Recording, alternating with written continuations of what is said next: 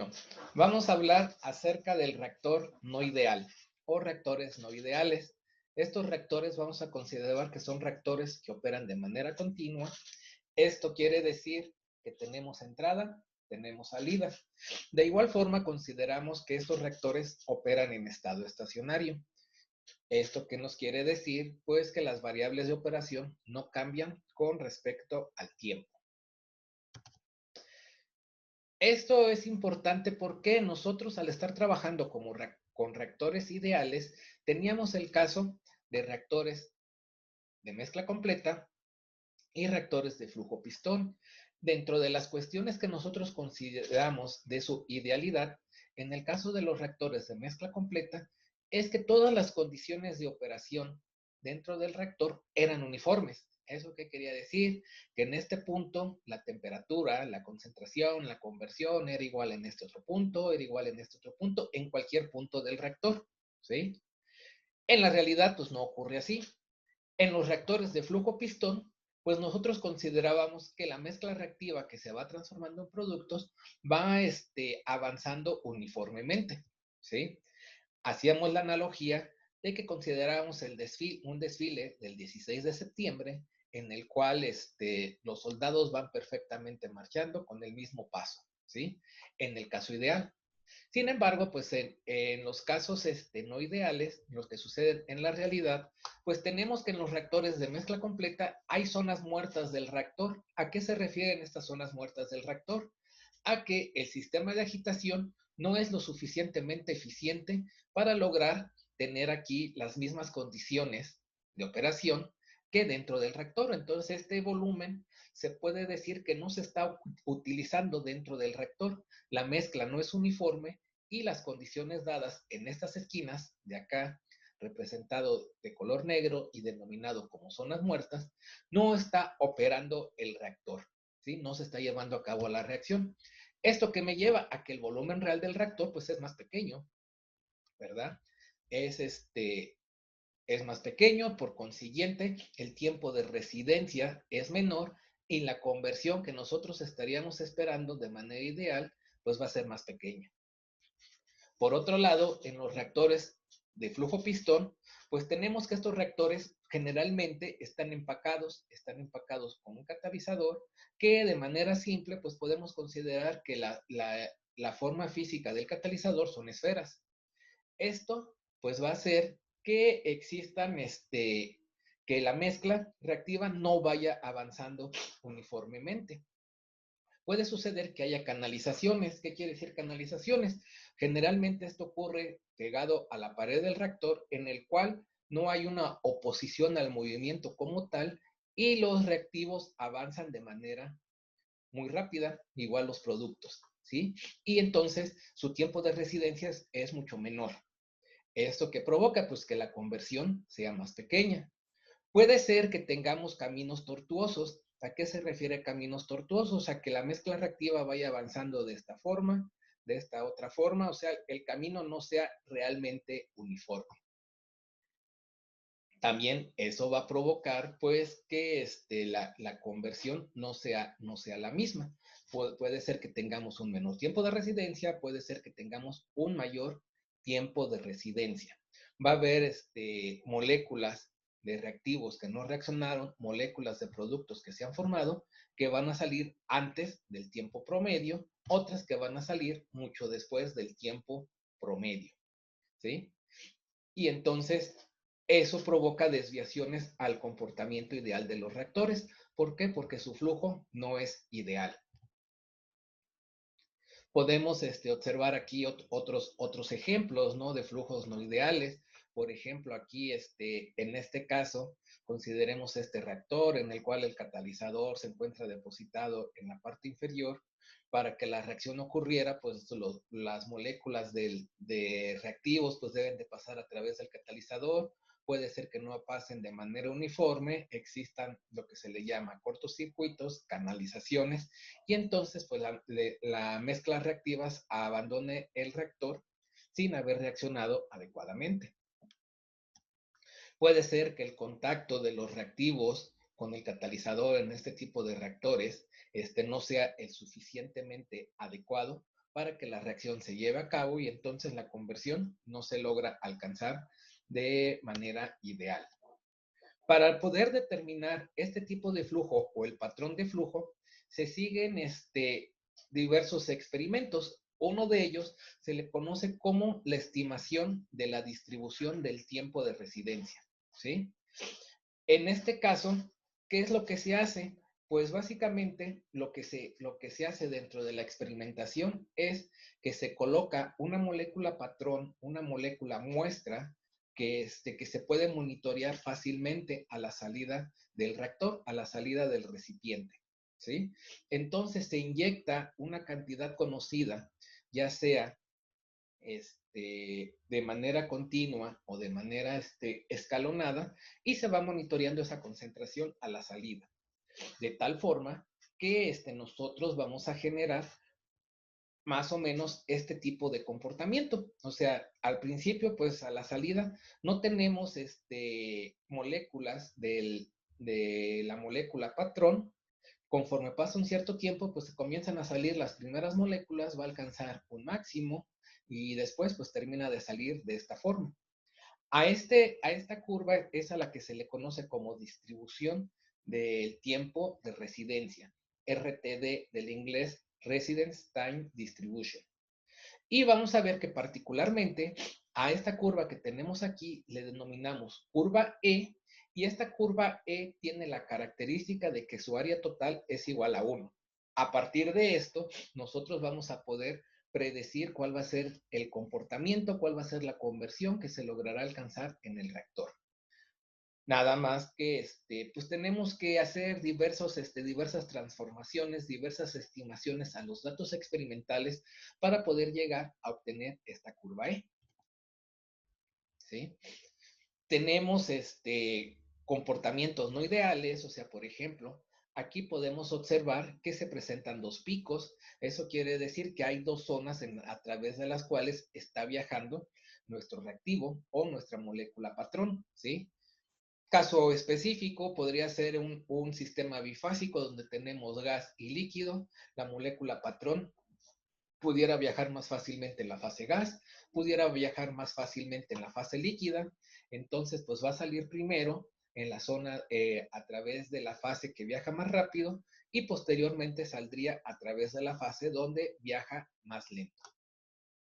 Ahora, ¿esto para qué nos sirve? Porque esto nos va a servir para tener, al momento de que tenemos una distribución del tiempo de residencia, podemos saber qué porcentaje de moléculas han estado dentro del reactor un cierto tiempo. Y esas moléculas que han estado en el reactor ese cierto tiempo se le considera su tiempo de residencia. Se hace el cálculo de la conversión que se alcanza considerando un reactor ideal, y después pues vamos a tener que la sumatoria de todas esas conversiones que se tienen para cada una de las distribuciones de los tiempos de residencia sería la conversión que tenemos en el reactor, ¿sí? Por ejemplo, las moléculas que están aquí en este tiempo de residencia, pues su conversión es baja, es mínima. Las moléculas que tienen este tiempo de residencia, pues su conversión es alta, ¿sí? Hay dos tipos de experimentos, para determinar esta parte. Uno de ellos se le conoce como un experimento en impulso, en el cual nosotros podemos hacer este experimento de la siguiente manera. Se introducen en un momento dado, en un tiempo igual a 0, m unidades de molécula patrón de rastreador o de trazador, son los diversos nombres que se les da, una cantidad conocida, ya sea que esa cantidad la expresemos en masa como kilogramos o en unidades molares como moles. Se inyecta, aquí se hace una inyección de una cantidad conocida o se agregan polvos de una cantidad conocida, ¿sí? Entonces, eso se agrega a la entrada del reactor y a la salida se comienza a monitorear las moléculas trazadoras, cómo van saliendo. En el caso de que fuera un reactor de flujo pistón, por ejemplo, que las moléculas viajaran uniformemente a través del reactor, pues íbamos a tener una función impulso. O sea, quiere decir que todas las moléculas van a salir justo a un tiempo, ¿sí? Al mismo tiempo, como un impulso. O sea, se presentaría una señal de esta forma. En la realidad no sucede así. hay unas moléculas que van a viajar más rápido, hay unas moléculas que van a viajar más lento. ¿Esto por qué? Pues por las características del reactor, por la canalización que puede existir en el reactor, por la tortuosidad en el camino que pueden sufrir las moléculas del trazador a través de los empaques del reactor, y vamos a tener este tipo de comportamiento.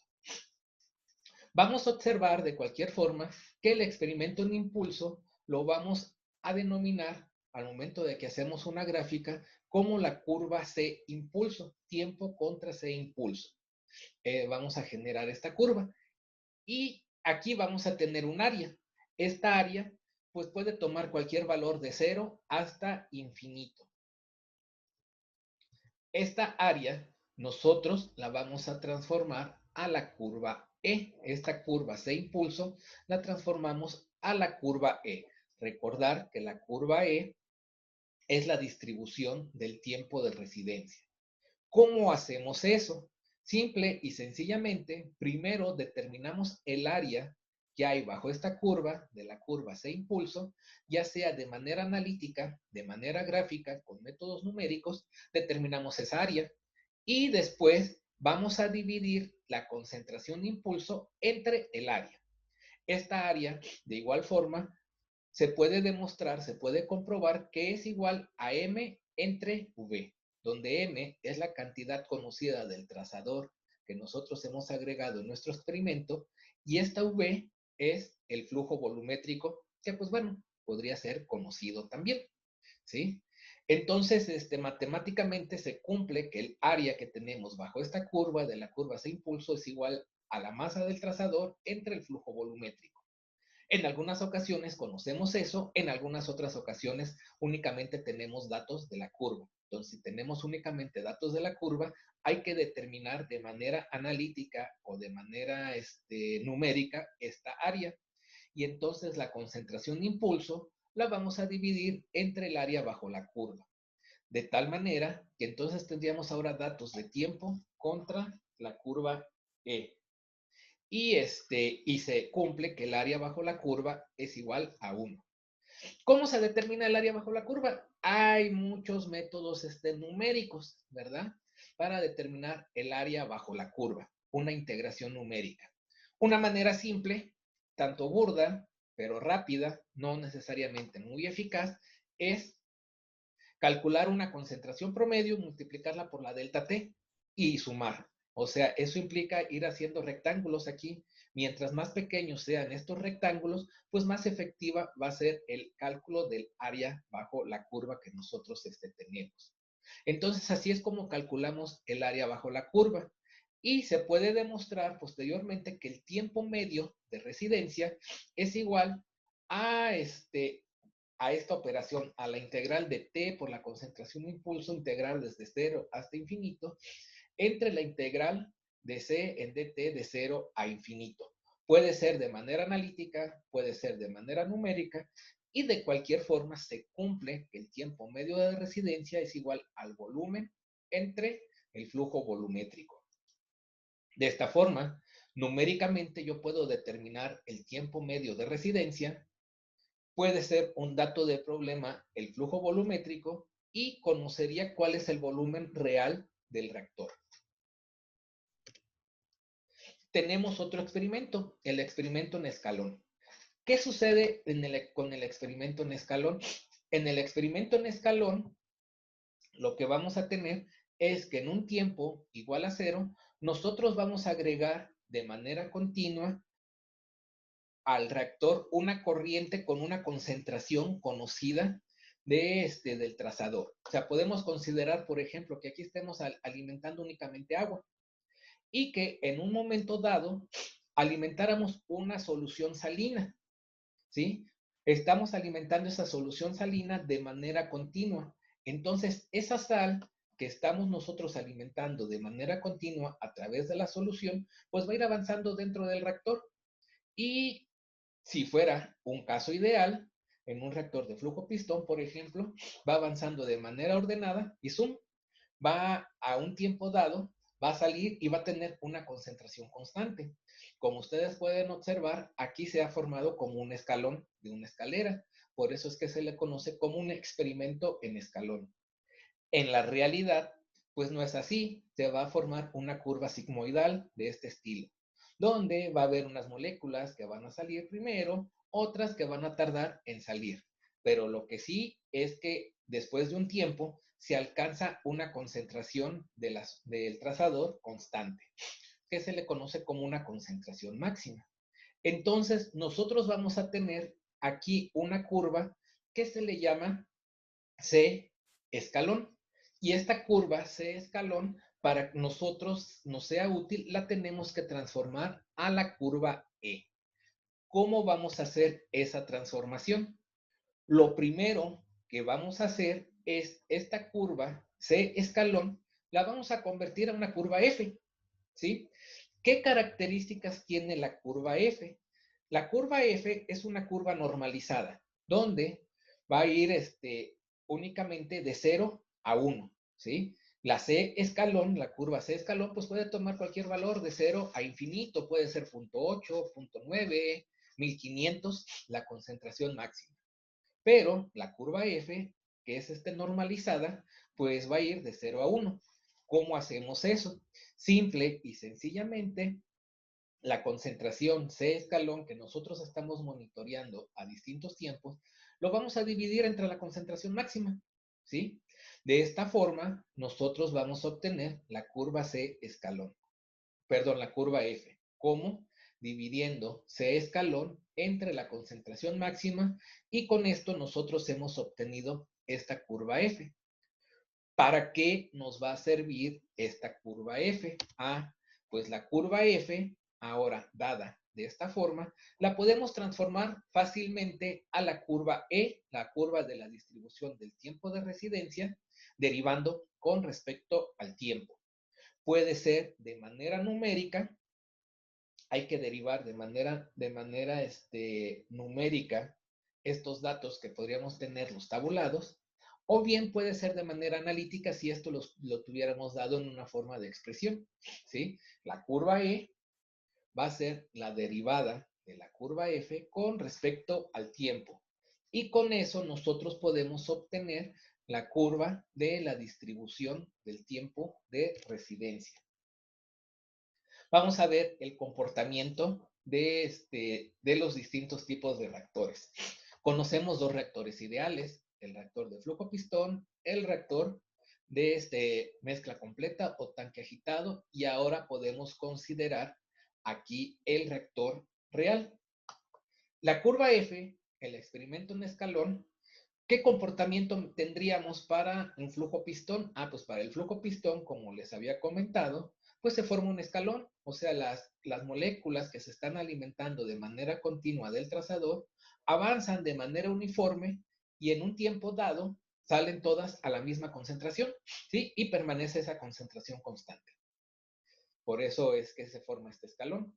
En un reactor tipo tanque agitado, ¿cómo es ideal? Conforme van agregándose las moléculas de manera continua del trazador, se distribuyen uniformemente y esta concentración va aumentando hasta que se hace constante. Pero de esta forma se forma este tipo de curva. En un reactor real, pues en el reactor real, pues vamos a tener este tipo de comportamiento, ¿sí? Una curva, pues digámosla de alguna manera, una especie de sigmoidal, pero con distintos hombros o pequeños escalones, como podemos observar acá. Estos escalones, pues implica que hay distintas zonas a través de las cuales está viajando la molécula trazadora, ¿sí? Por otra parte, la curva o el experimento impulso, ¿sí? En un reactor de flujo pistón, pues estaría saliendo en un punto dado, ¿sí? Todas las moléculas del trazador salen en un tiempo dado y, y observamos esto, ¿sí? Por eso es un impulso. Y debemos de tener aquí especial atención que esta área pues va a ser igual a 0, el ancho tiende a infinito y la altura pues tendería, perdón, la anchura tiende a 0 y la altura tendería a infinito. ¿Qué sucede en un reactor de mezcla completa? En un reactor de mezcla completa, como todo lo agregamos en el experimento impulso, agregamos al mismo tiempo todas las moléculas del trazador, se distribuyen uniformemente dentro del reactor, entonces alcanzan una concentración máxima que va disminuyendo de esta manera. En un reactor real, pues vamos a observar este tipo de comportamientos. Diversas zonas o picos aquí podríamos observar. Aquí casualmente, si nosotros nos damos cuenta, estamos transformando la curva F a la curva E. Estamos derivando esta señal y obtendríamos esto. Tendríamos un máximo en este punto, tendríamos otro máximo en este otro punto y tendríamos otro máximo en este otro punto. Por eso es que tenemos aquí tres picos, ¿sí? Derivados a partir de esta señal que teníamos aquí en el experimento en escalón. Entonces, pues lo que sigue a continuación es poder resolver problemas para determinar el tiempo medio de residencia y básicamente pues para construir lo que es la curva E. ¿Esto para qué nos sirve? Más adelante, esto lo vamos a relacionar con el comportamiento de un reactor, ideal, donde a partir del tiempo de residencia, pues nosotros podemos calcular la conversión promedio, la conversión media de que se obtiene en el reactor, ¿sí? Eso considerando, por ejemplo, aquí que cada uno de los elementos pues va a sufrir una cierta transformación a partir del tiempo de residencia, ¿sí? Para casos simples como ecuaciones cinéticas de primer orden, ecuaciones cinéticas de segundo orden, ecuaciones cinéticas de orden n, pues vamos a tener que CA entre CA0 del elemento, pues es igual a estas expresiones dependiendo el orden de reacción. Esto lo multiplicamos por la curva E, lo integramos de 0 a infinito y vamos a tener cuál es la relación de la concentración de salida entre la concentración inicial y a partir de eso nosotros podemos determinar la conversión dentro del reactor. Y así es como se hace el manejo de los datos para tener la conversión de un reactor real tomando como referencia el método de flujo no ideal.